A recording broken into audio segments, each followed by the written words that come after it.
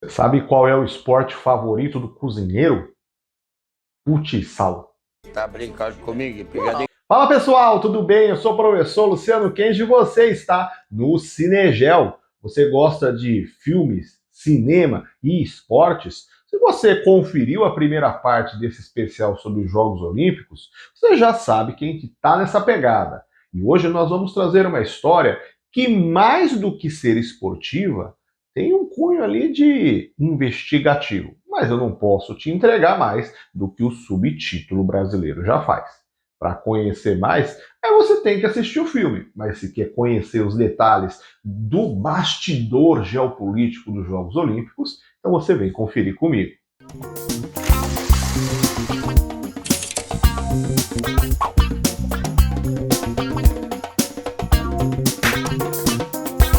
Foxcatcher, no Brasil com o subtítulo Uma História que Chocou o Mundo. Filme de 2014, dirigido por Bennett Miller, protagonizado por Steve Carell, Channing Tatum e Mark Ruffalo. O filme se passa em 1987, um ano antes dos Jogos Olímpicos de Seul, na Coreia do Sul, e mostra o atleta da luta olímpica Mark Schultz, já consagrado com a medalha de ouro na modalidade da competição na edição anterior em Los Angeles, em 1984. Ele tem um irmão mais velho, Dave, que é considerado uma referência no esporte, consagrado também, considerado por muitos melhor que Mark, lutando em uma categoria de peso diferente, colocando como uma espécie de sombra sobre o talento do irmão, sendo visto como o talentoso irmão mais novo do grande atleta Dave. Dave já tem uma família constituída e avisa Mark que aceitará uma proposta para treinar em um clube para garantir financeiramente um bom rendimento, abandonando a parceria já tradicional com o irmão. Em meio a este cenário, Mark recebe um dia uma ligação vinda de um representante do milionário John Dupont, herdeiro de uma das famílias mais ricas dos Estados Unidos, que solicita uma reunião presencial em sua propriedade, com tudo pago e garantido com viagem em primeira classe até lá. John vive na fazenda Foxcatcher e propõe a Mark que ele o ajude a montar a equipe de luta olímpica da próxima Olimpíada dos Estados Unidos, com um discurso nacionalista de retomada do orgulho de ser cidadão daquela pátria e fazê-lo através dos esportes. Um ginásio foi construído por John e ele oferta um bom salário para que ele treine com esta equipe, mas pede também para que Mark chame seu irmão para compor a equipe, que é batizada de Foxcatcher, como a fazenda de sua família. Mas Dave não tem interesse por conta de sua carreira e o plano conciliado junto com sua família, fazendo com que Mark se torne a referência da equipe em um clima estranho, pois o Sr. Dupont mostra-se ser uma pessoa de personalidade calma, mas que contrasta com uma contida crise de explosão e uma estabilidade de humor muito marcante. Ele é o típico rico excêntrico que quer pagar de grande treinador e formador de atletas, mas que não tem habilidade nenhuma e por isso contrata estes consagrados campeões para ganhar fama em cima deles. O subtítulo no Brasil entrega que algo acontecerá. Então, caso você não conheça este filme, confira lá, já sabendo que não se trata apenas de um filme com pano de fundo esportivo. Caso você tenha chegado neste vídeo primeiro, eu recomendo que você veja também a parte 1 deste especial sobre a geopolítica das Olimpíadas, com o filme Carruagens de Fogo. Depois você retorna para este vídeo. Agora, caso você já tenha assistido a primeira parte, então vambora seguir o trilho desta história. Bora! Hora do show, porra! O pós-Segunda Guerra Mundial tinha um cenário de expectativa de paz, mas nós sabemos que se iniciou o período chamado de Guerra Fria. Então, óbvio que isso não se consolidou. Os primeiros jogos pós-guerra foram em 1948 em Londres, que deixou de fora a Alemanha e Japão por conta do contexto da Segunda Guerra, e contou com um país sede ainda atingido pelo conflito, tendo muitos atletas alojados em barracas, já que não havia verba para o fornecimento de estrutura de moradia como num padrão de Vila Olímpica. Em 1952, a Olimpíada chega em Helsinki, na Finlândia. A Alemanha volta a participar, mas apenas a parte ocidental, que era capitalista. Detalhe que você pode conferir mais no vídeo sobre Adeus Lenin.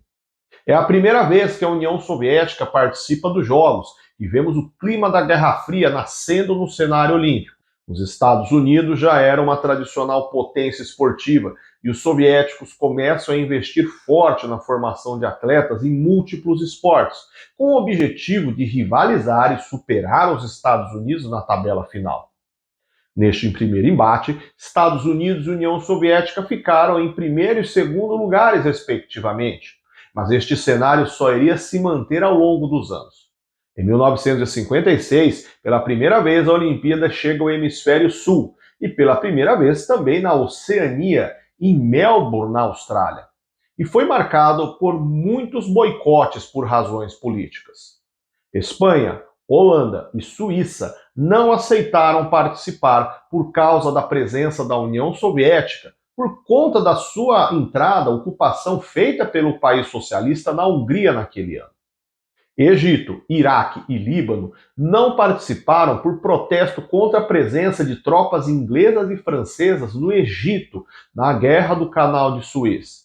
E China e Taiwan rivalizavam o reconhecimento e uso do nome China, após a China se tornar socialista e não ter reconhecimento de boa parte dos países capitalistas. Foi a primeira vez que os soviéticos saíram com o primeiro lugar no quadro geral de medalhas. Em 1960, em Roma, na Itália, tivemos o boxeador estadunidense Cassius Clay ganhando a medalha de ouro, mas que depois se converteria ao islamismo, mudaria o nome para Muhammad Ali e se tornaria um dos maiores atletas do esporte de todos os tempos, além de um dos líderes pelo fim da segregação racial nos Estados Unidos. Em 1964, em Tóquio, no Japão, pela primeira vez chegando na Ásia e com um clima muito ligado à reconstrução do país após a derrota na Segunda Guerra Mundial, o Japão ainda se reconstruía após os ataques nucleares lançados sobre Hiroshima e Nagasaki. Em 1968, Cidade do México se torna a primeira sede olímpica na América Latina, com discussões esportivas controversas, com questionamentos sobre os mais de 2.000 metros de altitude e seu ar rarefeito, enquanto obstáculos para a promoção de prática esportiva saudável para os atletas.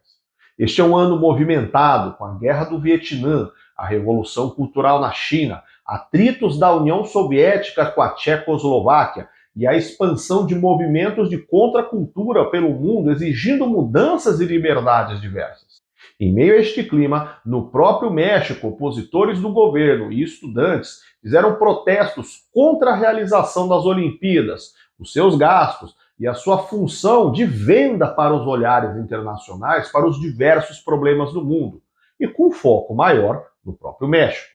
Faltando 10 dias para a abertura dos Jogos, o exército realizou uma opressão violenta que ficou conhecida como Massacre de Tlatelolco, onde o número de feridos e mortos não foi contabilizado, mas que supera as 300 vítimas fatais.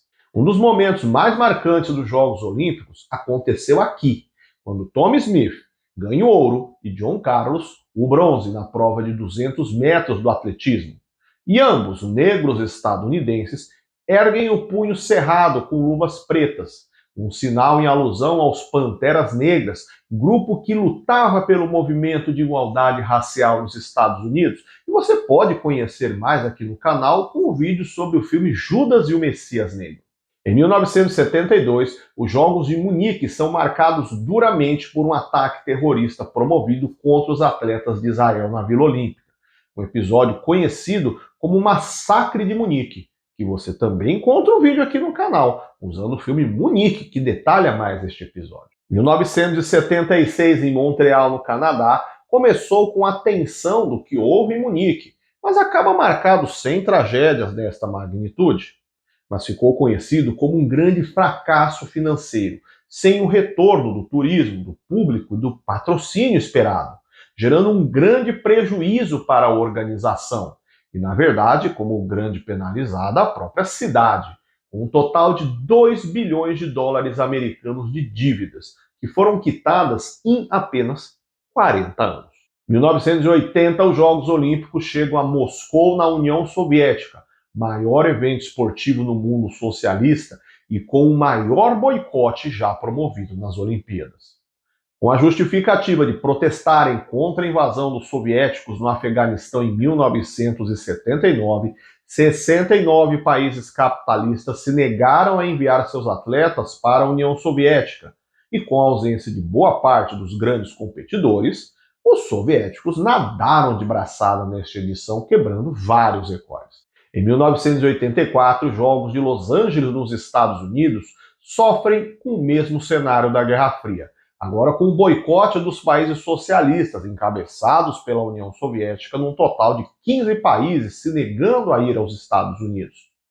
O argumento usado é que havia um clima de insegurança para os atletas dos países socialistas, não sendo interessante ir aos Estados Unidos, sendo que esta Olimpíada, ao saldo final, registrou 200 milhões de dólares de lucro, o que foi usado como referência para espantar os fantasmas de Montreal e apontando que podia sim a Olimpíada ser uma modalidade de investimento financeiro.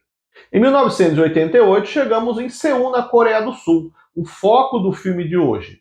E esta foi a última vez que a história viu o embate esportivo entre União Soviética e Estados Unidos, que após 2 edições boicotando o evento na sede do rival, surgem novamente para se deparar como o último confronto por medalhas, já que em 1991 a União Soviética deixaria de existir. Mas foi ela, inclusive, quem saiu consagrada como o maior medalhista desta edição. Em 1992, os Jogos de Barcelona, na Espanha, marcam a reunião dos atletas soviéticos sob a bandeira da CEI, Comunidade dos Estados Independentes, um bloco econômico montado entre parte das repúblicas soviéticas formadas com o desmembramento do país. A Iugoslávia foi proibida de participar desta edição pelas reações truculentas contra os movimentos de independência que partiam dentro dela, que durariam até o final desta década. Em 1996, as Olimpíadas marcariam seu centenário e uma candidata a ser sede foi Atenas, onde os Jogos começaram. Porém, a vencedora para sediar o evento foi a Atlanta, nos Estados Unidos. Na considerada maior jogada de capitalização do evento, pois ao invés de se seguir o óbvio pela marca da data, a vencedora cidade nem é um relevante polo turístico e cultural nos Estados Unidos, mas teve o peso forte dos patrocínios de 2 empresas que são sediadas nela, as pequenas CNN do jornalismo e a Coca-Cola. Os Jogos foram marcados por um atentado terrorista em um parque público na cidade, que deixou 2 pessoas mortas e centenas de feridos por conta de uma bomba, cujo autor foi preso e alegou ter feito como um manifesto contra a pauta homossexual que ganhava espaço na mídia do país com um discurso de extremismo religioso cristão. Em 2000, as Olimpíadas voltam para a Oceania em Sydney, na Austrália, onde fica o registro da primeira vez na história que as Coreias do Norte e do Sul desfilaram juntas na abertura do evento, deixando de lado uma rusga que se iniciou nos anos 1950, mas que durante os Jogos elas competiram como países separados. Em 2004, a Olimpíada voltou para Atenas da Grécia, com alguns lugares curiosos, aproveitando-se a estrutura do local onde aconteceram os Jogos da Antiguidade, uma grande memória e relevância histórica. Porém, este evento é marcado pelo legado terrível de dívida e abandono de estruturas esportivas, sendo um dos motivos que explicam a grave crise que o país vivencia ainda hoje. Em 2008, Pequim, na China, marca a edição mais cara da história das Olimpíadas, com 42 bilhões de dólares americanos gastos para a realização do evento. Uma série de protestos contra o governo chinês, acusando-o de ser ditatorial, de oprimir movimentos internos de dependência e de ser despreocupado com leis ambientais. Mas que, ao saldo final, esportivamente, o objetivo chinês foi alcançado. Além do evento ter sido um sucesso, a China ficou no primeiro lugar do quadro de medalhas desses Jogos. Em 2012, os Jogos voltaram para Londres, no Reino Unido, e alguns atletas do país sede se negaram a cantar o hino que faz saudação à Rainha Elizabeth II, num assumido movimento republicano contra a monarquia. Em 2016, os Jogos chegaram ao Rio de Janeiro, única vez até então na América do Sul, que marcou também a primeira vez que se permitiu a presença de atletas refugiados que criaram uma delegação só deles para competir. E em 2020, teríamos os Jogos de Tóquio, no Japão, mas cuja data foi postergada para 2021 por conta da pandemia de Covid-19, marcado como jogos com estádios vazios e sem o fluxo turístico habitual deste evento. Se você está assistindo durante o lançamento deste vídeo, está acontecendo agora a edição de 2024 em Paris, na França. Já há, em linhas marcadas, os Jogos Olímpicos de 2028 em Los Angeles, nos Estados Unidos, e de 2032 em Brisbane, na Austrália. A gente vê que a linha histórica, esportiva e geopolítica foi se cruzando ao longo de todas as edições. E é muito interessante ver que há muitos detalhes dentro de cada edição específica. E caso você queira saber mais, quer curiosidades, detalhes sobre algum evento específico, ou a questão de Olimpíadas de Inverno, deixe seu comentário aqui que a gente vai pensando, bolando um outro vídeo para o canal. E aí, você conhecia esse filme? Você conhece essa história? E o vídeo aqui sobre as Olimpíadas, gostou? Dá o joinha, compartilha com seus amigos. Tá gostando do evento? Tá assistindo? Bom, a gente se vê no nosso próximo vídeo. Até mais, tchau, tchau!